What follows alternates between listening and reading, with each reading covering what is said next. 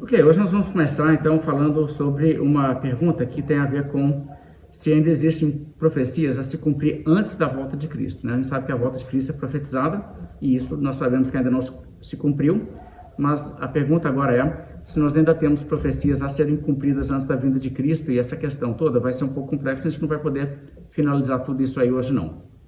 A maioria dos evangélicos vão dizer que sim, ok? Que existem coisas que vão acontecer. Então, a pergunta tipo assim, Jesus pode voltar hoje à noite? A resposta padrão que você vai encontrar quase de todo mundo é que Jesus não pode voltar hoje à noite, porque ainda tem coisas que vão ter que acontecer. Então, você vai ouvir uma série de coisas, a gente vai analisar esses pontos, isso é um assunto importante.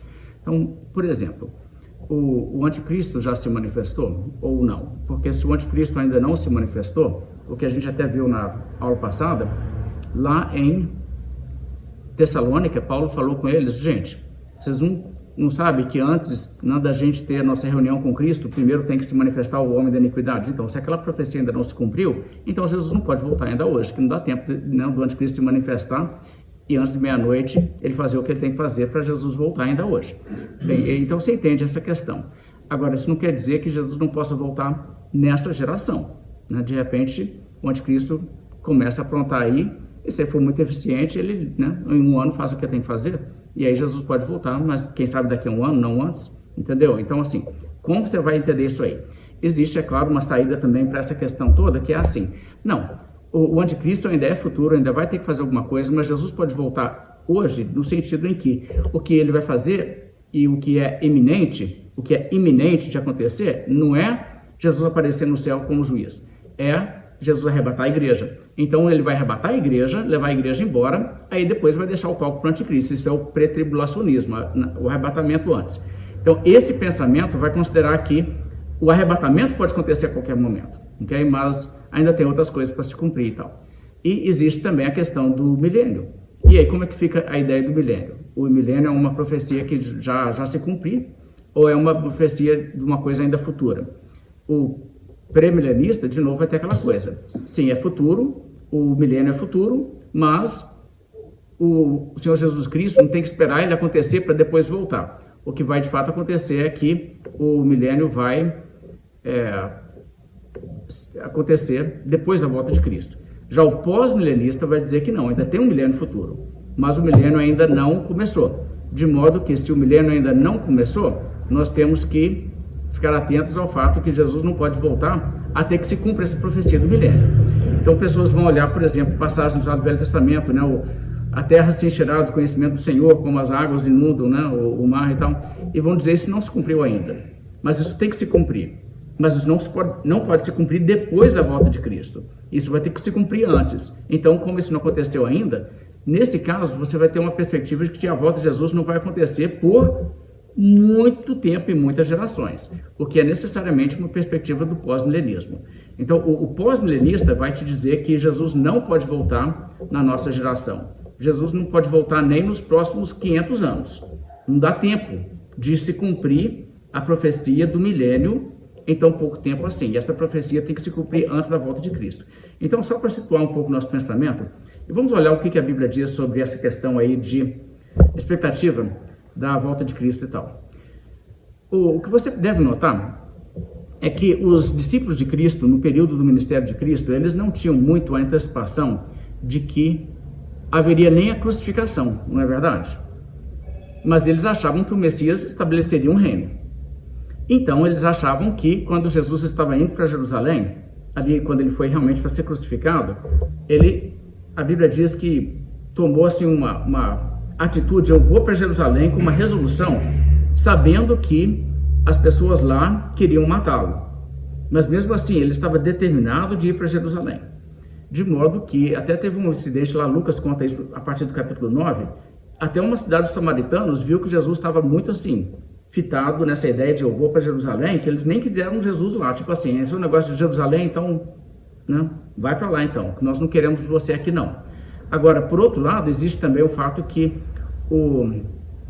os discípulos de Cristo viram essa questão de uma maneira assim, quer dizer que é agora, quer dizer que ele chegando em Jerusalém, o que vai acontecer, ele vai ter um confronto com esse povo, mas Jesus certamente não vai perder, ele é o Messias.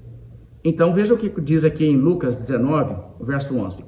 Ouvindo eles estas coisas, Jesus propôs uma parábola, visto estar perto de Jerusalém e lhes parecer que o reino de Deus havia de manifestar-se imediatamente. Frase importante. O povo achava, Jesus vai então agora chegar lá e vai fazer isso. É importante entender que isso era a mentalidade que levou eles a fazer aquela celebração toda do Domingo de Ramos, onde eles, Hosana, bendito que vem no nome do Senhor. Eles achavam literalmente que Jesus ia entrar lá, ia começar o confronto, ia começar a revolução, ia expulsar romanos, ia inaugurar, um reino terrestre aqui de Israel no mundo. Quando Jesus chega e ele, ao invés de fazer isso, vai para o templo e nada mais faz do que aquilo que ele fez lá no início do ministério dele, que João 2 relata que ele entrou e purificou o templo, virou as mesas, falou com o pessoal, isso aqui não é para ser uma casa de comércio, vocês estão fazendo isso aqui. E passou a ensinar, passou a falar sobre as coisas do reino de Deus, mas não fez a coisa. Foi aparentemente também a gota d'água para Judas, que disse, eu estou esperando esse cara tomar jeito na coisa e dar um fim nessa situação, mas ele nunca faz isso. Você quer saber, se eu vou pegar alguma coisa, eu vou ter que negociar algum jeito aqui para mim pegar alguma coisa e cair fora, porque esse cara vai ficar só nessa para sempre. E ele perdeu a paciência com Jesus, porque o negócio dele, ele queria ser chefe também de um governo político, O Judas daria um ótimo petista, Mas de qualquer maneira, o que acontece nessa altura é que Jesus percebe que eles têm essa mentalidade. O verso 12, então disse Jesus, certo homem nobre partiu para uma terra distante, com o fim de tomar posse de um reino. Chamou 10 servos seus, confiou-lhes 10 minas e disse-lhes, negociai até que eu volte. Mas os seus concidadãos o odiavam e enviaram após ele uma embaixada, dizendo, não queremos que este reine sobre nós. Quando ele voltou, depois de haver tomado posse do reino, mandou chamar os seus servos, a quem dera o dinheiro, a fim de saber que negócio cada um teria conseguido. E aí vocês conhecem essa parábola. Então, o que aconteceu nessa parábola aqui? Jesus basicamente disse, deixa eu contar uma parábola que vocês talvez não vão entender tudo que ela significa agora não, mas depois vocês vão meditar mais sobre ela, ela vai começar a fazer mais sentido, O negócio é assim, tem um homem nobre que vai, ao invés de fazer o que vocês estão achando, ele vai partir para um outro lugar para tomar posse de um reino. E é o que acontece quando Jesus é assunto ao céu e é entronizado ao lado de Deus, certo? E depois ele volta. E enquanto ele está ausente, ele fala com os que são obedientes a ele fazer o quê? Negociar até que eu volte. E é basicamente isso que nós estamos fazendo aqui agora, até agora. Estamos aqui negociando até que Jesus volte. E é isso que retrata essa parábola. Mas aí quando ele volta, existe o acerto de contas de um juízo. Então, o que o Senhor Jesus Cristo estava tentando fazer era desconstruir esse conceito que eles tinham aprendido erradamente na sinagoga, de que o Messias apareceria para logo, sem qualquer momento de sofrimento ou coisa assim, já instituir aquilo que seria o estado eterno com o povo de Deus reinando. E não é bem isso. Okay? Então, isso você vai ver que Jesus bate frequentemente. E eu selecionei só alguns textos, depois vocês podem examinar eles no contexto, mas várias coisas aqui são de parábolas. E a mensagem sempre é a mesma. É que Jesus vai se retirar, vai ficar um tempo ausente e depois ele vai voltar. E nessa ausência dele, Jesus dá várias pistas de que ela pode bem ser bem demorada. Muito mais do que vocês estão pensando. Agora, não é porque Jesus falou tudo isso com eles, e porque eles não estavam antecipando nem a morte de Cristo, nem a sua ressurreição, nem isso aqui vai resolver o problema na cabeça deles, porque quando Jesus ressuscita e conversa com eles, no dia que Jesus foi assunto ao céu, o que eles perguntaram para Jesus? É agora? Lembra? É agora que você vai restaurar o reino para Israel? Na Atos capítulo 1. E Jesus falou o quê? Gente, não é da competência de vocês saber esse tipo de coisa. Então, assim, concentra na tarefa que vocês têm e não preocupa com o que vocês não têm como saber. E ele subiu. Ok, vamos ver as coisas que Jesus tinha falado. Mateus 25, verso 19. Depois de muito tempo, voltou o Senhor daqueles servos e ajustou contas com eles. É outra parábola semelhante a essa, que tem a ver com os talentos, né? O que quer dizer esse negócio, depois de muito tempo?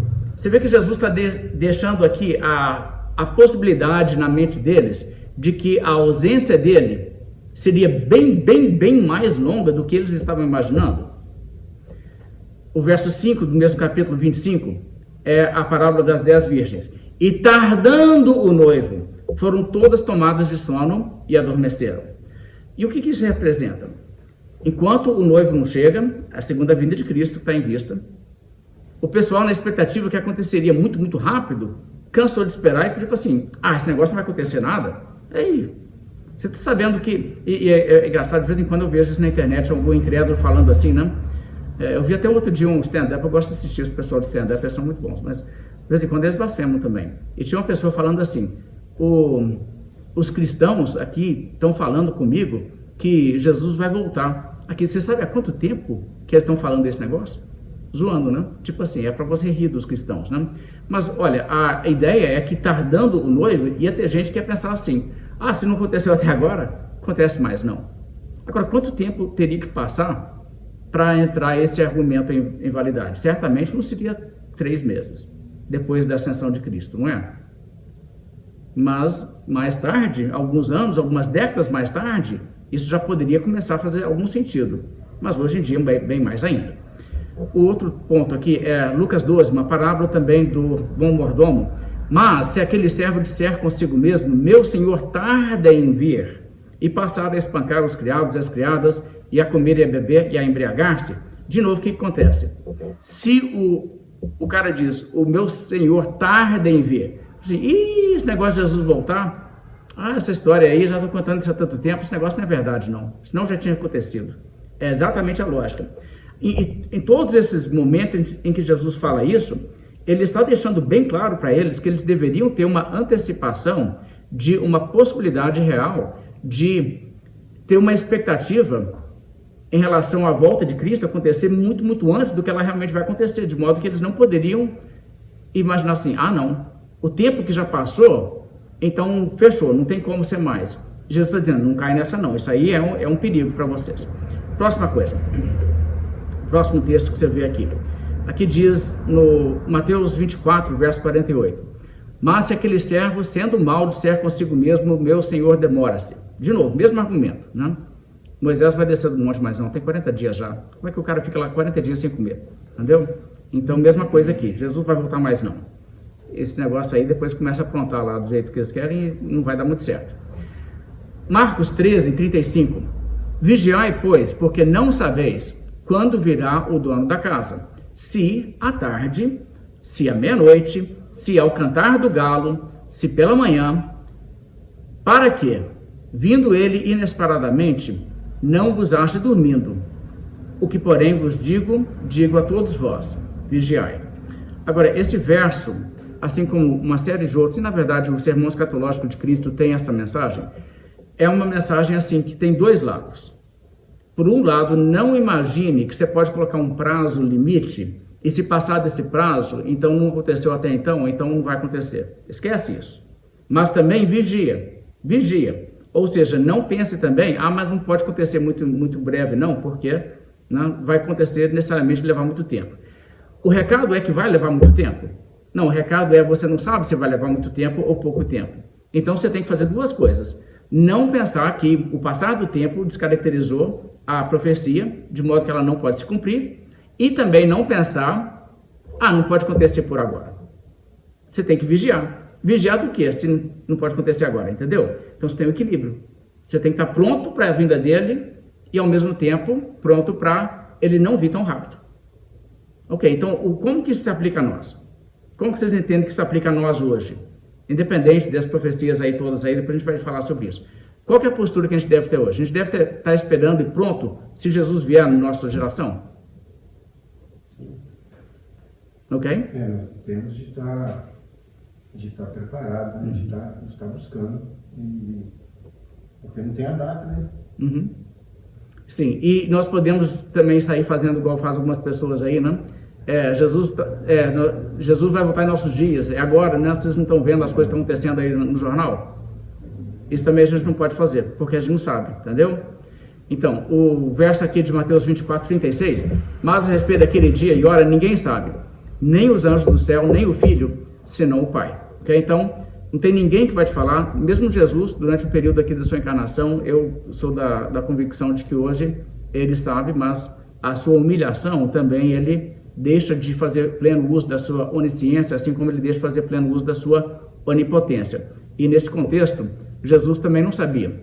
Okay? Então Jesus podia falar com as pessoas sem ter nenhuma falsidade. Fique pronto. Porque ele também não sabia se ia demorar 2000 anos igual já demorou. Ele não sabia isso, não. Realmente ele não sabia. Então, para falar para aquela geração estar pronta, preparada, não era um artifício. Okay? Era realmente Jesus dizendo a informação até onde eu, na minha humanidade, tenho a revelação. Eu só tenho de falar que você tem que estar pronto. Se vai demorar ou se não vai, não. Isso eu não sei te falar. Nem eu sei. Agora, eu acho muito legal quando chega uma pessoa para mim e diz, nós descobrimos a data da segunda vinda. E aí eles chegam e me mostram um texto lá do Velho Testamento. E dizem aqui, ó, esse texto aqui indica que vai ser agora em nossos dias. E eu fico pensando assim, né? Pô, o cara é craque, né? Ele sabe mais do Velho Testamento do que Jesus. Porque Jesus tinha o Velho Testamento e ele não sabia. Mas tá ótimo. Ok, vamos lá. Bem, vamos então pensar sobre essa questão toda aqui de as coisas em relação à segunda vinda e qual que era a atitude, a expectativa da igreja naqueles dias. Primeiramente, vamos olhar aqui, eu não sei se eu estou te falando corretamente aqui os textos, mas Tiago, é isso mesmo? Próximo? Eu estou tentando facilitar aqui para vocês acompanhar a leitura. Tiago 5, verso 7. Ok, eu quero que vocês percebam aqui o modo em que os cristãos ali do período apostólico falavam sobre a segunda vinda. Ok, e o que você deve manter em mente a essa altura eles consideravam que era possível Jesus voltar no tempo de vida deles? Você vai notar que eles achavam isso sim. E eles falaram desse tom, inclusive, sob inspiração do Espírito Santo. Eles não falaram que Jesus voltaria naquela altura, mas que as pessoas deveriam ter a expectativa, ou vamos dizer assim, ter prontidão, caso acontecesse. Agora, isso aí é irreconciliável com o pós-milenismo. Okay? Então, o pós-milenismo realmente tem esse problema, que o pós-milenismo, ele descarta a possibilidade da volta de Cristo em nossa geração. Então, é aquela questão. Você nunca vai encontrar um pós-milenista pregando na igreja dizendo assim, gente, porque você tem que estar pronto para a volta de Cristo. Ele vai falar sempre o quê? Você tem que estar pronto para o dia da sua morte. No nosso caso, a gente tem que estar pronto para os dois, creio eu. O Novo Testamento passa essa visão. A gente tem que estar pronto ou para a volta de Cristo ou para a nossa morte, o que vier primeiro. Mas a Bíblia não fala só de tipo assim, a volta de Cristo, nossa, não vai acontecer em nosso tempo não. Falta muita coisa ainda. Então, Paulo achava que Jesus poderia voltar na geração dele ainda, não? A gente percebe isso. Paulo achava que era possível sem a volta de Cristo acontecer naquela geração. Vamos ler os textos bíblicos, você vai sentir. E é só você se perguntar, lê isso aqui e se pergunta, um pós-milenista diria isso? Você vai ver que não diria, tá? E quando eu vejo que, por exemplo, Pedro, Paulo e Tiago não eram pós-milenistas, eu também não quero ser. Eu tô falando assim, não para ser engraçadinho, eu tô falando assim porque é real. Assim, eles entendiam o suficiente de profecia, da revelação que era dada na informação do Novo Testamento, para construir uma expectativa correta. Então, o pós-milenismo não pode ser uma leitura que nós fazemos das profecias do Velho Testamento e do Novo Testamento, que os autores inspirados no Novo Testamento não tinham atinado. Não pode ser. Okay? Aí você está forçando a barra demais. Ok, Tiago diz assim, sede, pois, irmãos, pacientes até a vinda do Senhor. Ok, a vinda do Senhor é a segunda vinda. E Tiago está dizendo, vocês estão vivendo aí numa vida onde tem gente fazendo coisa errada com vocês estão sendo perseguidos, mas fica paciente. Lembra que Jesus vai voltar. Agora, o tom é muito claramente que pode bem acontecer de Jesus voltar no seu tempo de vida. Você é um escravo, você tem um dono aí que está te oprimindo, fazendo assim muita injustiça com você, fica paciente até a vinda de Jesus. Veja que ele não falou, fica paciente até o final da sua vida. Está vendo o que eu quero dizer? Ele realmente contempla como bem possível Jesus voltar antes dessa pessoa morrer de velho. E ele diz, eis que o lavrador aguarda com paciência o precioso fruto da terra, até receber as primícias e até receber as primeiras e as últimas chuvas. Sede vós também pacientes e fortalecei o vosso coração, pois a vinda do Senhor está próxima. Ou seja, ele deveria se consolar no fato que Jesus está para voltar. E isso pode acontecer muito em breve. Ele não garante que vai, mas ele diz isso aí deve ser o seu foco. Verso 9. Irmãos, não vos queixeis uns dos outros, para não serem julgados. Eis que o juiz está às portas. Mesma ideia. Jesus já está voltando. De novo, é assim que você fala se você é pós-milenista? Vocês conhecem algum pós-milenista? Já conversaram sobre esse tipo de coisa? Alguém? Quem está online pode entrar falando também, tá? Você vai sair na gravação também aqui. Ok? Ainda não fizeram esse argumento, não. Mas faz sentido. Ok? Bem, então vamos continuar aqui e ver outras coisas. Agora, outros, né, escritos no Novo Testamento. Essas coisas, é 1 Coríntios 10, 11 agora. Essas coisas lhes sobrevieram como exemplos e foram escritas para a advertência nossa, de nós outros, sobre quem os fins dos séculos têm chegado. Você vê como que eles encaravam o tempo em que eles estavam vivendo nesse mundo. Já eram os fins dos séculos. 1 Pedro 4, 7. Ora, o fim de todas as coisas está próximo. Sede, pois, criteriosos e sóbrios, a bem de vossas orações. Pedro está dizendo assim, gente, o fim do mundo está aí, ó. Em qualquer momento, você tem que estar atento. 1 João 2, 18. Filhinhos, já é a última hora. E como ouvistes que vem o anticristo, também agora muitos anticristos têm surgido pelo que conhecemos que é a última hora. Ou seja, né, a gente vê que nós estamos no final mesmo da história humana. Romanos 16, 20. E o Deus da paz em breve esmagará debaixo dos vossos pés a Satanás. A graça de nosso Senhor Jesus Cristo seja convosco. Vamos pensar sobre isso aqui. No sistema pré-milenista,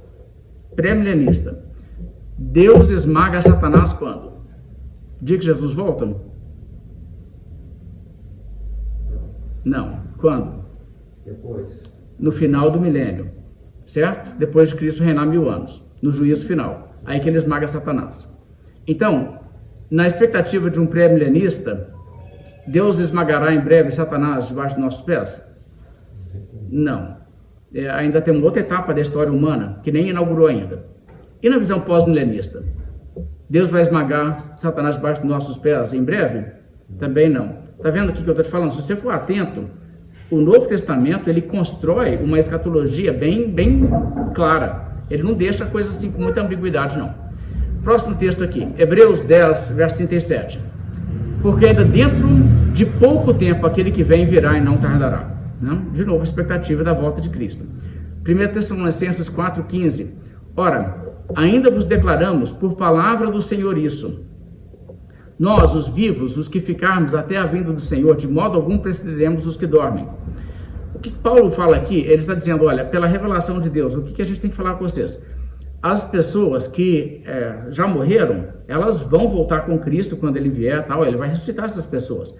Mas nós, os vivos, os que ficarmos até a vinda do Senhor, o modo que Paulo fala é tipo assim, a volta de Cristo é necessariamente uma coisa tão lá na frente que não poderia acontecer na nossa geração.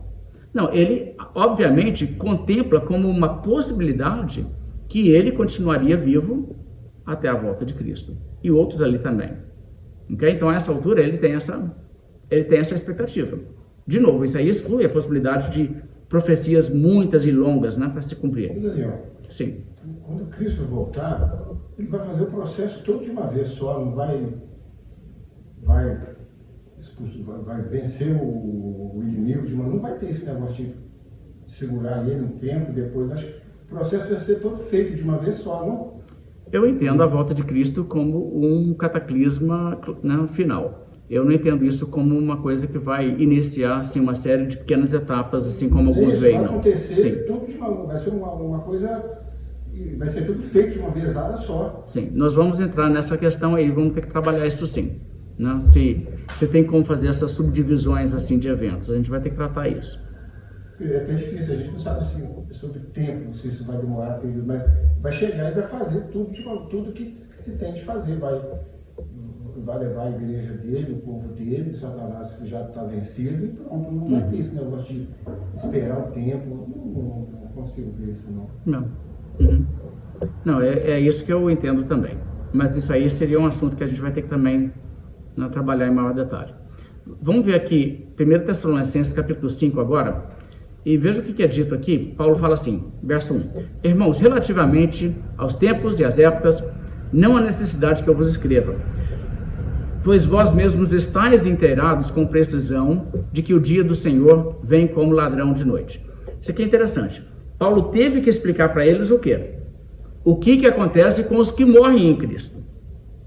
Mas ele diz agora, em relação à volta de Cristo, eu não preciso nem falar, porque isso aí eu sei que vocês estão sabendo. Isso aqui é tão importante de ver. Se você sente isso aqui em 1 Tessalonicenses, você vê que isso aqui não tem como ter acontecido no contexto de uma crença pós-milenista. Paulo não era pós-milenista. Porque se fosse, ele nunca teria falado com os cristãos de Tessalônica, os novos convertidos. Gente, vocês têm que estar preparados, porque o que vai acontecer, Jesus vai voltar. Jesus subiu, mas ele vai voltar. E as pessoas terem ficado na impressão de que ele voltaria no tempo de vida deles, de modo que, quando alguém morre, Paulo diz, sobre isso aí eu não tive tempo de entrar em detalhe com vocês, deixa eu explicar. Agora, em relação ao fato que Jesus vai voltar, e ele vai voltar como um ladrão, isso aí vocês já estão sabendo. Isso aí eu não preciso de entrar em detalhe, que vocês já sabem. Tá vendo o que eu quero dizer? É o tipo de coisa assim que é irreconciliável com uma crença pós-milenista. Okay? E pós-milenismo é uma crença moderna, tá? Ela vem, assim, na verdade, ela surge no século XVII. E ela não tem antecedentes históricos mais antigos que isso, não. Ok, mas o que acontece aqui? O que quer dizer essa questão, o dia do Senhor vem como ladrão de noite? Isso é importante a gente definir. O que é a ideia de um ladrão de noite? Sem esperar. Assim a gente está esperando. Quando a gente menos se espera, isso pode acontecer. Então, ele vem sem avisos, né? Exatamente.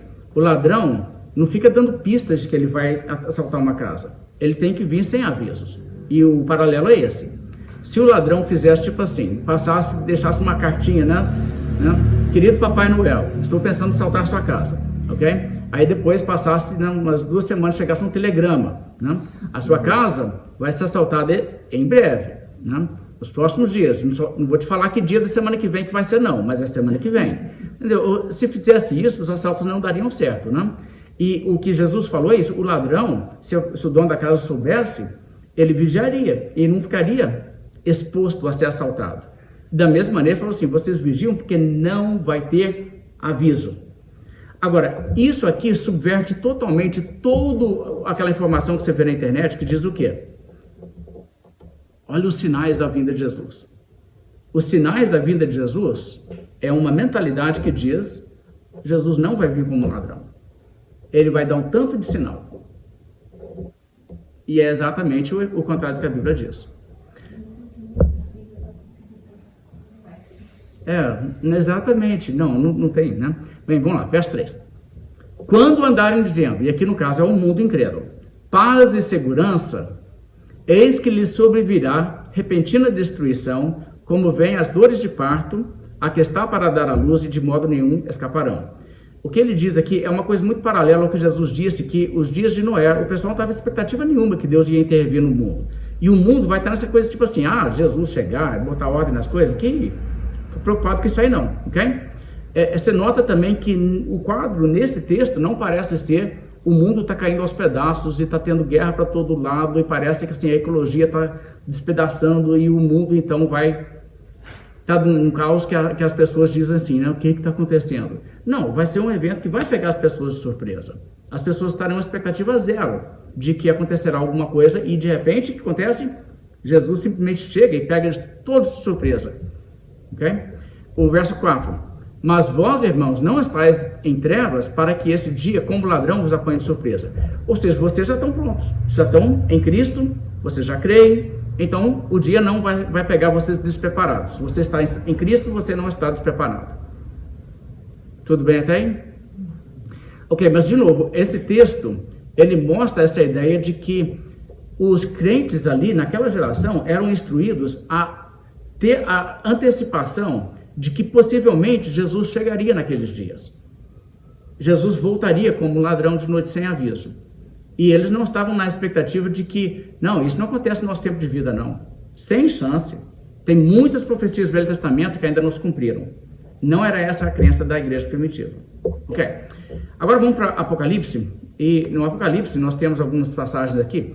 E isso aqui é bem interessante, porque o que o pós-milenista tipicamente faz com essas ideias todas da volta de Jesus é dizer que a volta de Jesus já aconteceu, e aconteceu quando Jesus destruiu Jerusalém, né, soberanamente do céu, dos romanos, mas Deus coordenou a destruição de Jerusalém através do exército romano, e isso aconteceu no ano 70 do primeiro século.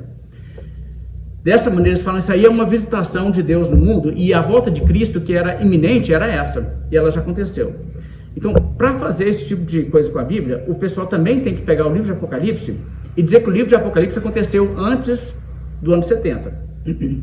Toda a melhor informação que nós temos sobre o Apocalipse indica que ele foi escrito na década de 90, ou no final da década de 80, no mais cedo, ok? E eu não quero entrar em discussão disso não, mas se vocês quiserem a gente pode explorar isso aí, eu te passo motivos para isso, ok? Mas a concepção de que o Apocalipse possa ter escrito antes do ano 70, ela é extremamente arrojada e forçada, e tem toda espécie de problema interno e externo, no sentido que as coisas que você encontra no próprio texto, como por exemplo as cartas de Jesus à igreja, mostra um período assim de muito tempo transcorrido. Éfeso perdeu já o seu primeiro amor. Será que ela perdeu o primeiro amor tipo 2 anos depois que Paulo escreveu Efésios? É muito estranho. Não faz muito sentido, porque quando Paulo escreve, ele não tem nenhuma palavra de censura. Ele, tipo assim, a igreja está super bem. E aí, assim, em tão pouco tempo assim, ela perdeu o seu primeiro amor. As outras igrejas todas entraram para esses caminhos errados aí. As outras igrejas estão comendo comida sacrificada aos ídolos, uma coisa que as igrejas só tiveram realmente a pressão de fazer com a perseguição de Domiciano, que começa na década de 90. Entende? Então, quer dizer, existem as evidências internas e existem as evidências externas. Evidências externas por exemplo, você tem documentos ali dos pais da igreja que falam claramente que foi escrito o livro Apocalipse no período de Domiciano, que é a década de 90 do primeiro século. E isso aí sempre foi assim consenso da igreja.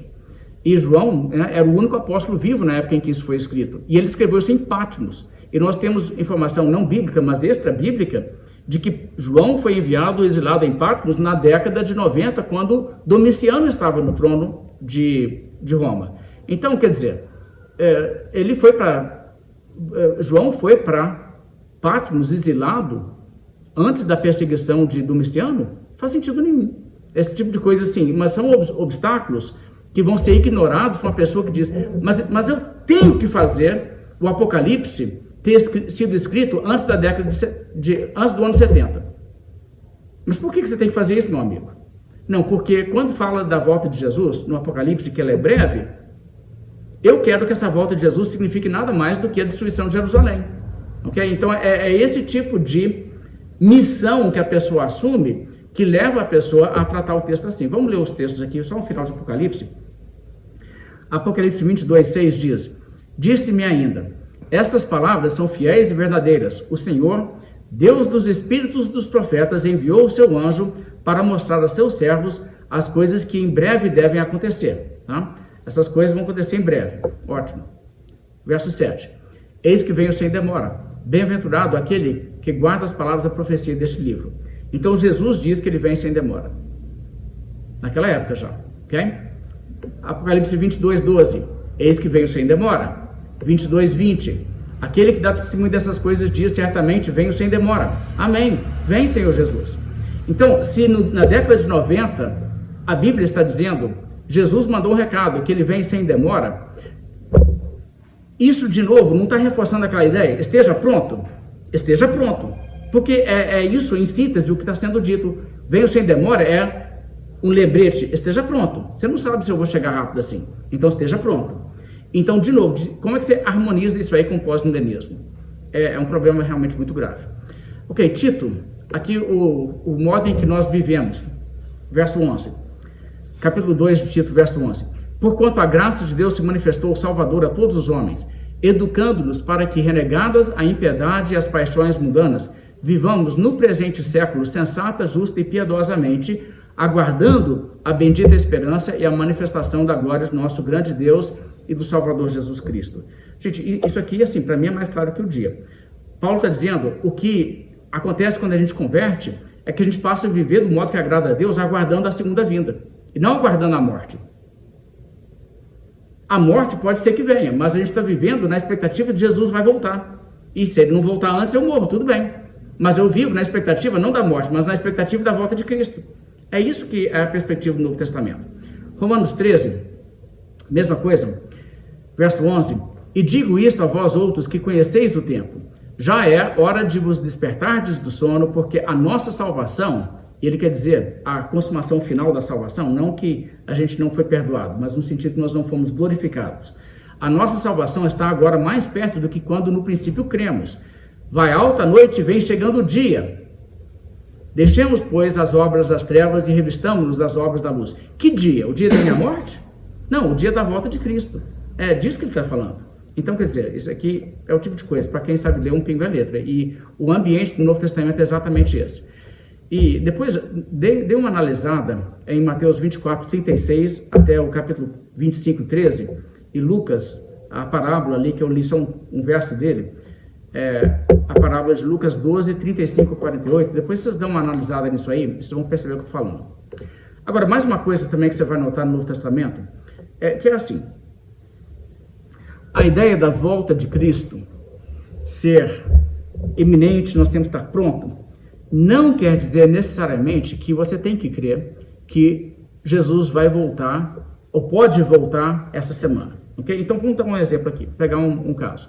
Se você pega assim alguns presbiterianos que eu tenho enorme respeito por eles, como o Augusto Nicodemos, o Heber Campos Júnior e o Leandro Lima, que são todos amilenistas como eu sou também, e vão ter bastante em comum com o modo que eu penso, mas eu tenho algumas diferenças do modo que eles pensam. Todos eles vão dizer que o anticristo é futuro e ainda existe um reinado do anticristo para acontecer antes da segunda vinda. E vai vir então uma figura anticristo, um homem individual que vai estar botando para quebrar e fazendo a igreja passar horrores no mundo no momento em que Jesus aparecer no céu na segunda vinda. Okay? Então eles vão acreditar no tipo de segunda vinda igual eu creio, mas eles vão acreditar que existe essa tribulação ainda para acontecer, e existe esse anticristo para se manifestar. Nada que aconteceu até agora é realmente o cumprimento de 2 Tessalonicenses 2, o homem da iniquidade. Isso ainda vai acontecer. É o ponto de vista de todos eles. Okay? Nessa perspectiva, esses textos que eu acabei de ler anulam a ideia deles, porque diz que você tem que estar pronto. Jesus vai voltar em breve, você tem que estar pronto. Anula. Então, Daniel, eu tenho um problema com o aspecto específico da ausência de pistas diante da segunda volta de Jesus Cristo. Ausência de? Pistas diante da segunda volta de Jesus Cristo. O meu problema é com essa perspectiva deles, porque, pelo que eu entendo, a gente tem uma pista muito clara, então, enquanto isso não acontecer, Cristo não vai voltar. Exato, ok, eu também tenho esse pensamento aí, ok? Ok, mas a gente vai ter que entrar nesses assuntos em detalhe, mas realmente, esse é um dos meus pontos, ok? Agora, eu diria, não é um problema para eles isso que nós acabamos de ler, a não ser esse aspecto aí, que você levantou, Marcelo. Isso aí a gente vai ter que pensar sobre isso quando a gente entrar em alguns detalhes aí. O que acontece, se você pegar essa perspectiva deles, isso não joga a volta de Cristo lá para frente, igual ao pós-milenismo, de modo que eles não possam dizer, não, nós temos que viver aguardando a vinda de Cristo.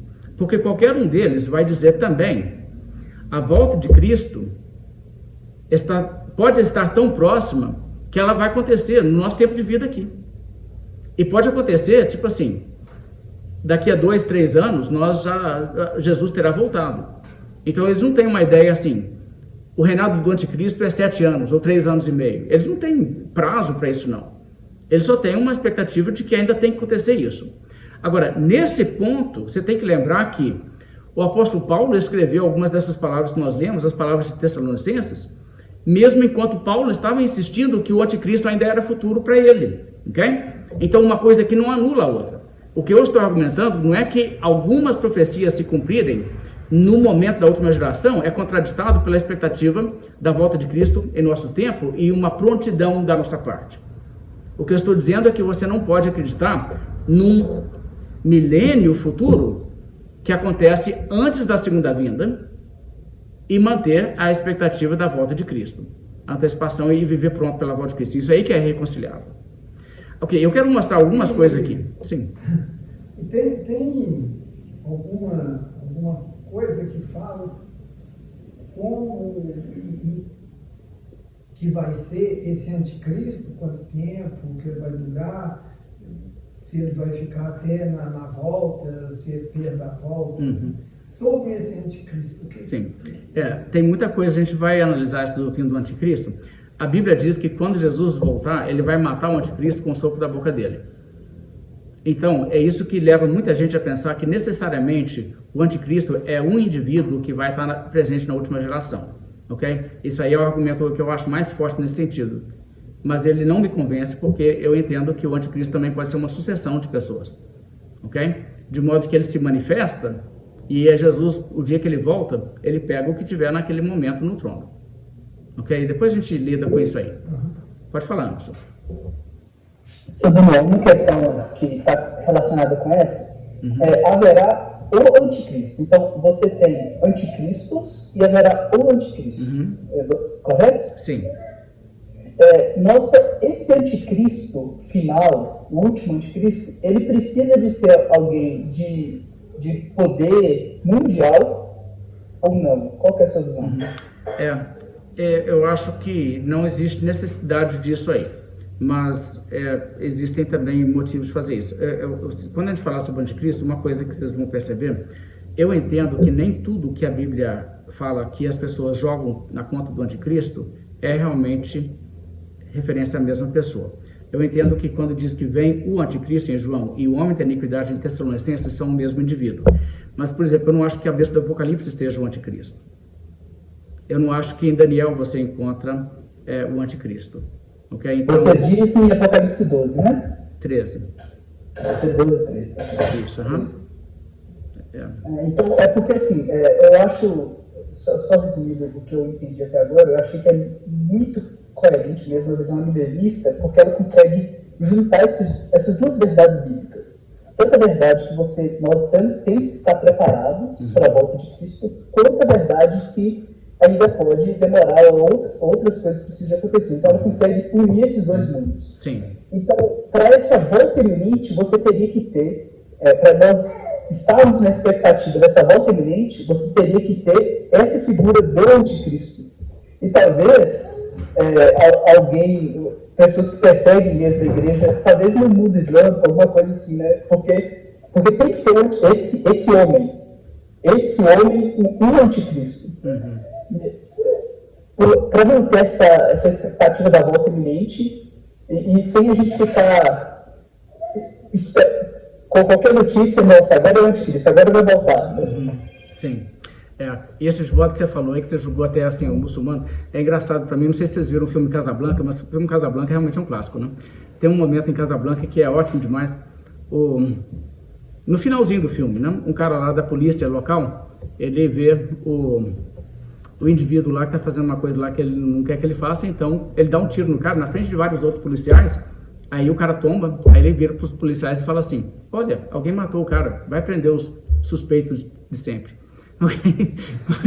Ele já tem o costume de fazer esse tipo de coisa, né? E quando precisa de suspeito, aí mesmo o cara está sendo interrogado, tipo assim, foi você, né? Onde é que você estava no dia e tal? E assim, o cara da polícia mesmo que matou. Mas o que acontece? Eu acho engraçado isso porque quando a gente está nessa expectativa, tipo assim, então tem um anticristo futuro, né?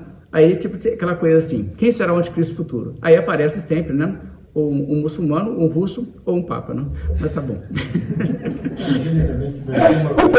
Quem está perseguindo o fogo de Deus assim, né? Mas é verdade, talvez seja falso, né? Não, mas assim, porque, assim, às vezes tem razão julgar a suspeita neles, mas é engraçado, né? Sim. Porque dizem também que vai ser uma figura política que vai abraçar todas as nações. Mas vamos deixar isso aí para frente, senão a gente não fecha o assunto de hoje. A gente vai ter que lidar com o anticristo, com certeza. Mas vamos olhar aqui o que acontece. Eu quero mostrar para vocês, existem certas coisas que o Novo Testamento mostra, enquanto ele estava sendo escrito, enquanto as pessoas estavam dizendo, gente, nós estamos aguardando a volta de Jesus, as pessoas também estavam cientes que havia algumas profecias que ainda teriam que se cumprir. E não é só a questão do aparecimento de anticristo. A morte de Pedro, por exemplo. Jesus não falou com Pedro que ele morreria crucificado? Ele falou isso, está em João capítulo 21, o texto aí, eu não vou entrar na leitura desse texto não. Mas olha só o que Pedro fala em 2 Pedro 1,14. Ele diz, certo de que estou prestes a deixar o meu tabernáculo, como efetivamente o Senhor Jesus Cristo me revelou. Ele está dizendo, eu tenho certeza que a minha morte está quase chegando. É isso que ele quer dizer, deixar o tabernáculo é a alma sair do corpo, tá? Então, ele diz, eu sei que isso vai acontecer. Agora, lá na ocasião em que isso acontece, vocês conhecem o texto aqui de João 21? Então, vou só recontar. Pedro tinha negado Jesus 3 vezes. Ele não teve força na hora para falar, né? Não, eu sou um dos discípulos de Jesus, sim. Ele ficou com medo, tremeu a base e amarelou e acabou negando Jesus 3 vezes. Depois ele ficou tão assim arrependido daquilo, ele ficou tão envergonhado daquilo, e Jesus pega ele, Jesus conversa com ele e fala assim, né?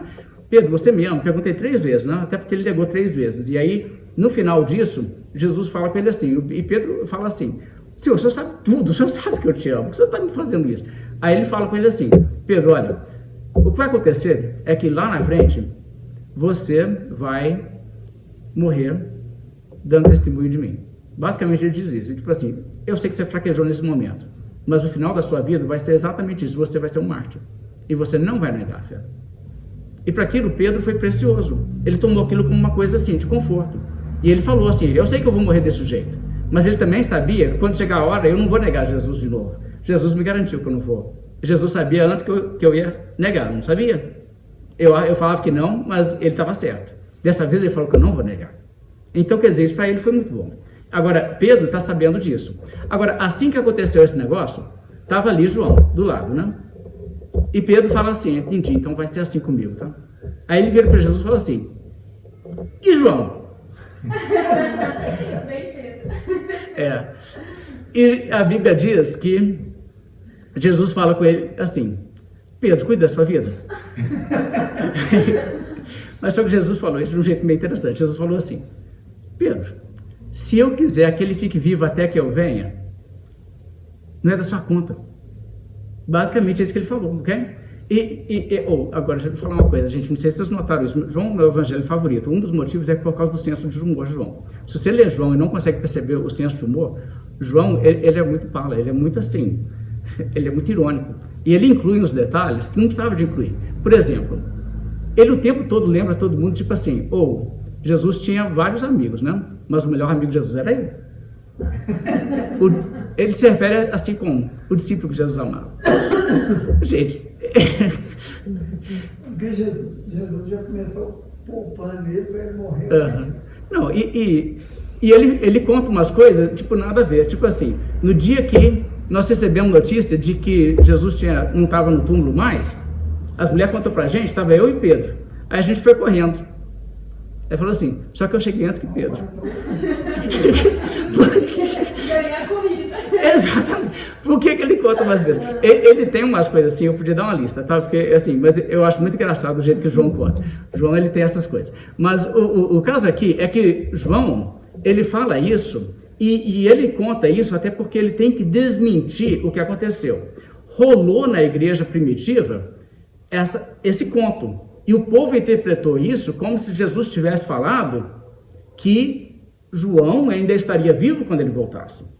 Agora, João estava velhinho na altura que ele escreve o Evangelho de João. E você sabe o que as pessoas estavam pensando? Os discípulos tinham todos morrido, menos João, só sobrava João. Aí João está lá, vivo ainda, e todos os outros morreram. E o povo na igreja estava dizendo o quê? E Jesus vai voltar antes de João morrer. João está com quantos anos agora? Ele já está com uns 90, hein? Exatamente, você entendeu? E então ele explica, gente, Jesus não falou isso. O que Jesus falou é, se eu quero que ele fique aqui até que eu venha, não é da sua conta. Ele falou, foi isso. Ele não falou que eu ia ficar vivo até esse dia. Então, para com isso. Agora, de novo, o cenário que você vê no Novo Testamento dá alguma margem para alguém dizer a igreja primitiva era pós-milenista? Você viu o problema? Se eles estivessem ensinando na igreja primitiva que as profecias do Velho Testamento, de que a terra se encherá do conhecimento do Senhor, isso é o tipo de coisa que vai acontecer antes da volta de Cristo, ninguém teria sido levado a pensar que possivelmente João ainda estaria vivo no cumprimento da volta de Cristo. Senão ele tem que ter alguma coisa miraculosa, igual Deus fez lá para Josué e Caleb, mas não 40 anos, né? Deixou eles parados no tempo, sem envelhecer por 40 anos. Teria que fazer isso por muito tempo. E alguma hora alguém ia olhar para João e falar assim, o homem está virando um ancião, né? Então as pessoas iam falar assim, não tem como. Bem, o que você então vê é que o ambiente do Novo Testamento é muito claro sobre isso aí. Agora, enquanto Pedro sabia que ele ainda seria crucificado, ele sabia então que Jesus não voltaria antes disso. Mas dava ainda margem para ele falar, vocês têm que ficar atentos para a volta do Senhor. Estão entendendo o que eu estou dizendo? Então não é incoerente com essa expectativa de prontidão uma coisa desse tipo para acontecer. Agora, eu vou te dizer uma coisa que para mim é incoerente, sim. Uma coisa que é assim incoerente é o pentecostalismo, ou o continuismo. Porque no continuismo as pessoas estão recebendo profecias constantemente ao redor do mundo. E as profecias são assim, ano que vem você vai conseguir tal coisa, né? Ou aquele propósito de seu negócio vai crescer, vai virar uma grande empresa, né? Os seus filhos vão ser evangelistas, essa criança que acabou de nascer vai ser um grande evangelista. Gente, se 1% dessas profecias forem profecias de Deus, se 1% delas forem, Jesus vai voltar nunca. Jesus vai voltar nunca, porque em todo momento vai ter milhares de profecias dessas pessoas para se cumprir, que elas ainda terão que se cumprir antes de Jesus voltar, e elas não param, todo dia elas multiplicam e são mais. Você entende o problema com isso? Quer dizer, tem algum momento em que alguém vai ter que dizer, Deus parou de profetizar coisas que vão acontecer no futuro ainda neste mundo, porque senão Jesus não pode voltar nunca. E esse pessoal precisava de computar isso também. Mas parece que eles não pensam nisso não, sabe? Eu acho que é ponto cego, né? Eu não conhecia todos os argumentos que você apresentou e não tinha olhado para alguns dos textos da forma que você apresentou, mas diante disso, você já teve a oportunidade de conversar com algum pós-milenista ou de ver esses argumentos sendo apresentados para pós-milenistas? Porque eu fico muito curioso de saber como que eles saem disso. A volta de Cristo é o que aconteceu no ano 70. É a única maneira de sair fora. Que eu sei. Então, isso Jesus já voltou, né? É igual o meme que o Pablo compartilhou no grupo, não preocupa não. Aconteceu tudo no ano 70. Eu não sei de outra saída, não. Agora, é surreal para mim, porque não tem como você ler essas passagens e achar que o que ele está dizendo para os gentios lá, tipo assim, gente, não preocupa não se alguém está te fazendo injustiça, preocupa não, porque daqui a pouco Jesus vai destruir Jerusalém.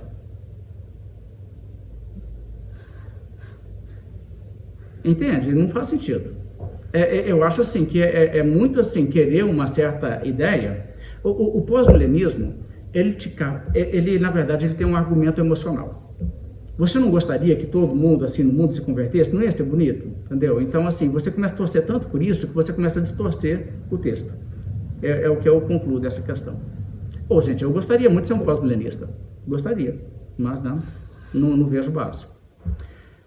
Mais um exemplo desse tipo de profecia na Bíblia, Atos 23, olha só, verso 11. Na noite seguinte, o Senhor, pondo-se ao lado dele, no caso o apóstolo Paulo, disse, coragem, pois do modo por que deste testemunho a meu respeito em Jerusalém, assim importa que também o faças em Roma, ok? Do jeito que você pregou já em Jerusalém, você vai ter que fazer em Roma. Ok, Paulo aqui está preso, né? E ele ainda não foi levado para Roma, ele ainda tem que fazer essa viagem.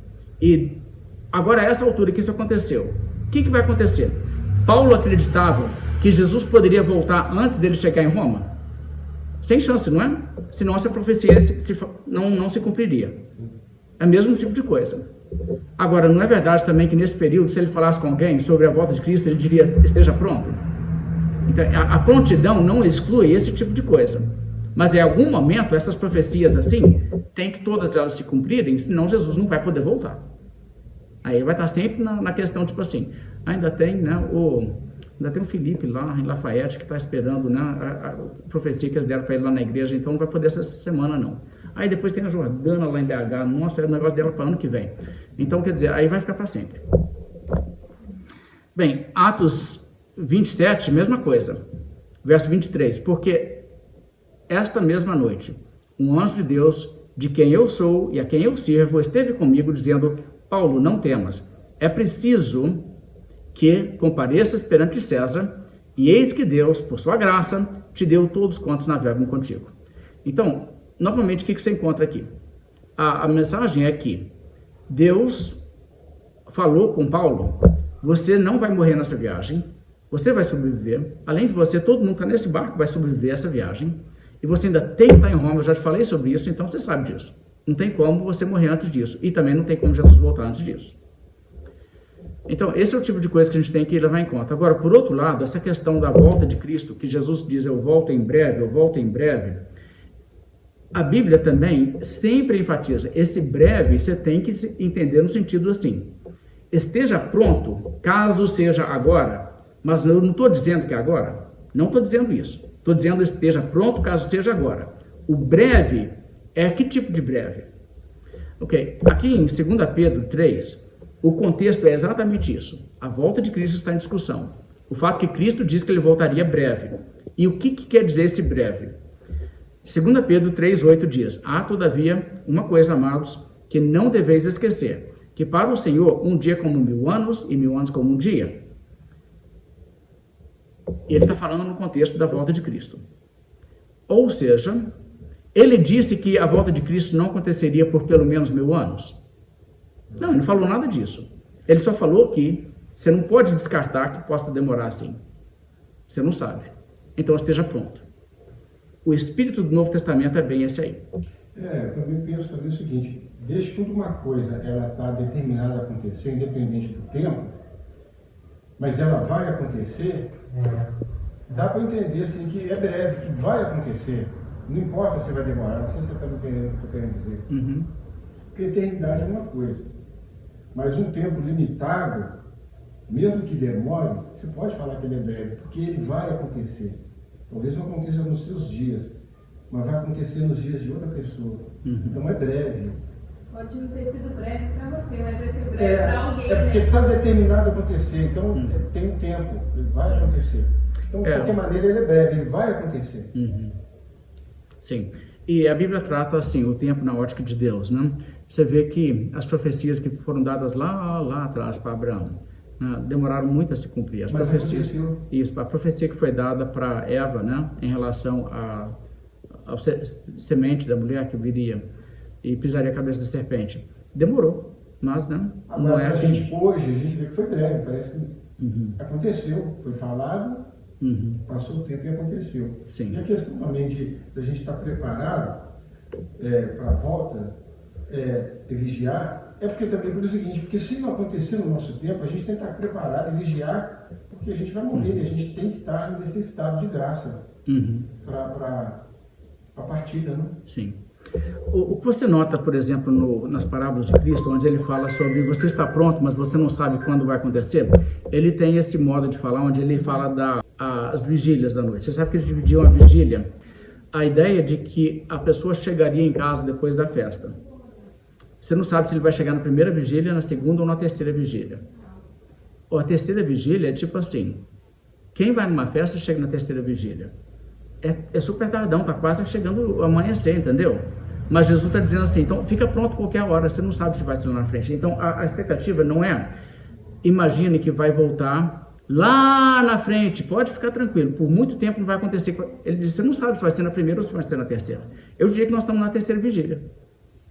Mas, assim, aquela coisa, o povo daquela época não foi avisado disso, mas era para eles viverem prontos caso fosse na primeira vigília da noite, usando a linguagem da parábola. Okay? Muito bem, nosso tempo está quase acabando aqui. Alguém quer fazer alguma última observação? A respeito de falar que antes da volta de Cristo, tudo que o sol vai escurecer, os fundamentos...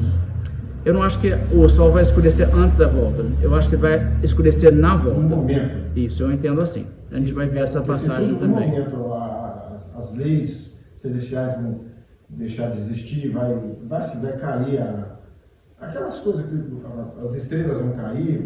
Vai ser um fim do mundo mesmo. Pois então isso tudo vai acontecer no momento. Porque se acontecer antes, a gente vai cair na situação que deu pista, deu aviso, né? Isso. E a gente não precisa estar pronto agora porque não aconteceu ainda, né? Ok? Nosso tempo está acabando. Ótimo. Então, semana que vem a gente volta a falar. Vou falar um pouco mais sobre o pós-milenismo, o que é o pós-milenismo, a expectativa do pós-milenista e ouvir um pouco o que os pós-milenistas diriam. Ok? Vamos parar por aqui então.